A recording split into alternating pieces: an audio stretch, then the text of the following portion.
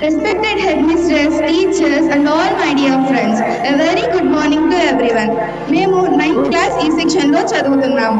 మేమందరం ఈ రోజు తన పేరు మర్చిపోయిన ఇల్లాలు గురించి ఒక చిన్న నాటకం ప్రదర్శించబోతున్నాం.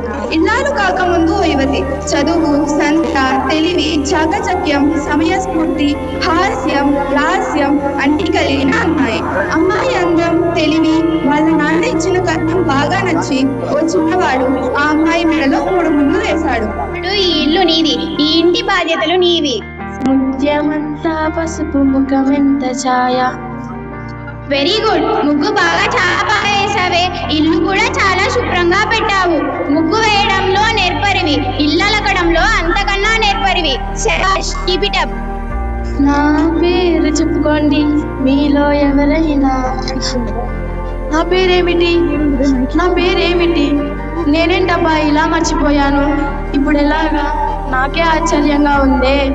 పరమ్మాయి వస్తుందే, తనకేమైనా తెలిసేమో అడుగుదాం. ఏమమ్మా, నా పేరేమైనా నీకు తెలుసా?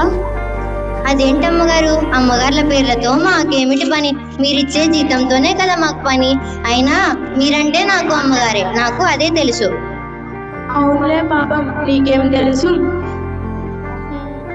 మధ్యాహ్నం భోజనానికి పిల్లలు ఇంటికి వస్తారు కదా, వాళ్ళనైనా అడుగుతాను. అదిగో పిల్లలు వస్తున్నారే. ఒరే పిల్లలు, నా పేరేమైనా మీకు తెలుసా? నువ్వు అమ్మవి, నీ పేరు అమ్మే.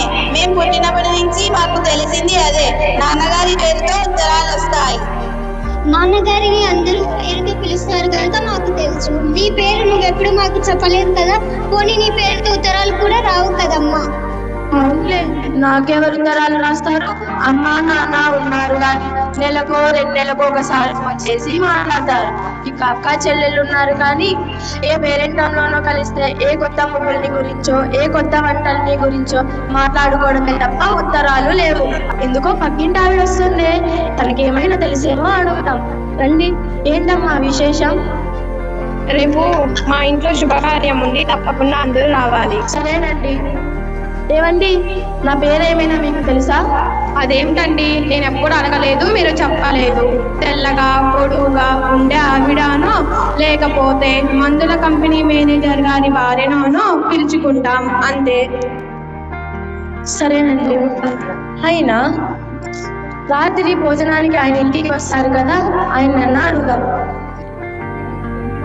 ఏమండి, నేను ఒక ప్రశ్న అడుగుతాను, దానికి చెప్తారా? ఏంటో చెప్పు. నేను నా పేరు మర్చిపోయానండి, మీకు గుర్తుంటే చెప్పరా? అదేమిటో, ఎన్నడూ లేని వల్ల పేరు సంగతి ప్రస్తావిస్తున్నావు. పెళ్ళైనప్పటి నుంచి ఏమో అని పిలవడం అలవాటైపోయింది. నువ్వు కూడా నాకు ఒక పేరుందని ఎప్పుడూ చెప్పలేదు, నేను ఎప్పుడూ పిలవలేదు. అందుకే నేను కూడా మర్చిపోయాను. ఇప్పుడే నేనందరూ మిస్సెస్ మూర్తి అంటున్నారు కదా. మిస్సెస్ మూర్తి కాదండి, నా అసలు పేరు నాకు కావాలి. ఇప్పుడేం పోయింది, ఒక కొత్త పేరే పెట్టుకో.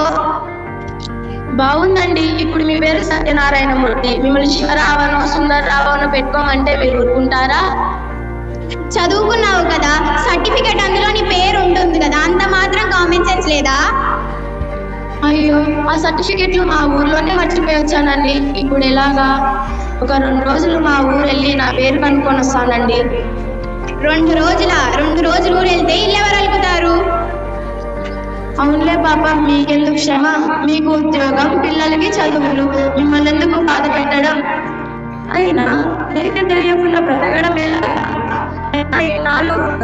కనుక గుర్తొచ్చింటే ఇంకంతే సంగతి.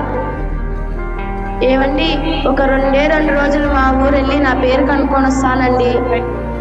సరే, 2 రోజుల్లో తిరిగి వచ్చే.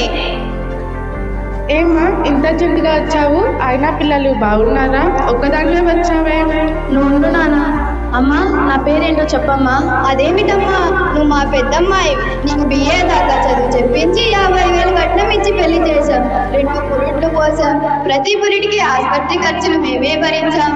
నీకు 2 పిల్లలు, మీ ఆయనకి మంచి ఉద్యోగం, మంచి వాడు కూడాను. నీ పిల్లలు బుద్ధిమంతులు. నా చరిత్ర కాదమ్మా, నా పేరు నాకు చెప్పు.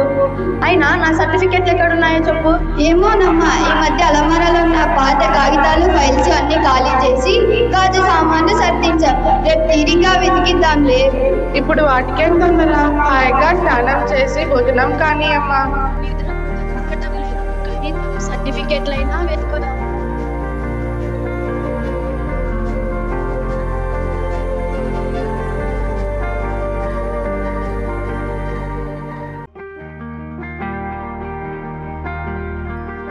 అందరి సర్టిఫికెట్లు దొరికాయి కానీ నా సర్టిఫికెట్ మాత్రం దొరకలేదు. ఇప్పుడు ఎలాగా? మర్నాడు ఉదయం తన పేరు తెలుసుకోవడానికి ఇల్లాలి ప్రయత్నం. ఓయ్ శారద, ఓయ్ శారద, పిలిస్తే పట్టించుకోవే. ఎవరు మీరు? నేను ప్రమీలను. అయ్యో ప్రమీల, నా పేరే నాకు గుర్తులేదు, ఇక నీ పేరే గుర్తుంటుంది. నువ్వు శారదవి. నువ్వు మన స్కూల్లో 10th క్లాస్లో ఫస్ట్ వచ్చావు. కాలేజీలో జరిగిన మ్యూజిక్ పోటీల్లో కూడా ఫస్ట్ వచ్చావు. అప్పుడప్పుడు మంచి మంచి బొమ్మలు గీసేదానివి, అన్నిట్లోనూ ముందుండేదానివి. ఎంత చలాకీగా ఉండేదానివో. మన స్కూల్లో ఏ పోటీలు పెట్టినా ఫస్ట్ ప్రైజ్ అన్నీ నీవే. అనంతరం 10 మంది స్నేహితులం. వాళ్ళందరినీ నేను అప్పుడప్పుడు కలుసుకుంటూనే ఉన్నాను. మేము ఉత్తరాలు కూడా రాసుకుంటాం. కానీ నువ్వే మాకు అందకుండా పోయావు. చెప్పు, ఎందుకు దాక్కుంటున్నావు? అయ్యో ప్రమీల, నా మెదడు మొత్తం ఇల్లు ఎంత బాగుందో, ఎక్కడ కూర్చుందో, ఇల్లు ఎంత బాగా అలకడంలోనే నిమగ్నమై ఉన్నాను. అయ్యో శారద, ఇల్లు అలకడం జీవితంలో ఒక భాగం మాత్రమే, కానీ అదే జీవితం కాకూడదు. నేను కూడా నీలాగే చదువుకొని పెళ్లి చేసుకున్నాను. కానీ నేను నీలాగా ఇల్లు అలకడమే ధ్యేయంగా పెట్టుకోలేదు. ఏదేమైనా మనం మన జీవిత లక్ష్యాలను నెరవేర్చుకోవాలి. మనం మన ఆత్మ గౌరవాన్ని నిలబెట్టుకోవాలి. సరే ప్రమీల, ఇప్పటి నుంచి నీకు నేను కూడా ఉత్తరాలు రాస్తాను. సరే శారద, వెళ్ళొస్తాను. అమ్మయ్య, వచ్చావా? ఇల్లు చూడు ఎలా ఉందో, సత్రంలా ఉంది. సరే కానీ ఇప్పటి నుంచి నన్ను ఏమోయ్ గీమోయ్ అని పిలవకండి. నా పేరు శారద, శారద అని పిలవండి.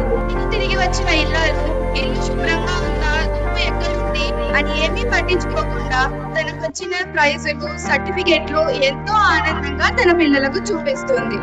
ప్రతి ఒక్కరికి ఎంతో ప్రతిభ ఉంటుంది, ఎన్నో లక్ష్యాలు ఉంటాయి. వాటిని సాధించే అవకాశాలు వారికి కల్పించాలి. ప్రతి ఒక్కరిలోనూ ఆత్మగౌరవం ఉంటేనే వారు తమ లక్ష్యాలను సాధించగలరు అని తెలపడమే మా ఈ చిన్న ప్రయత్నం.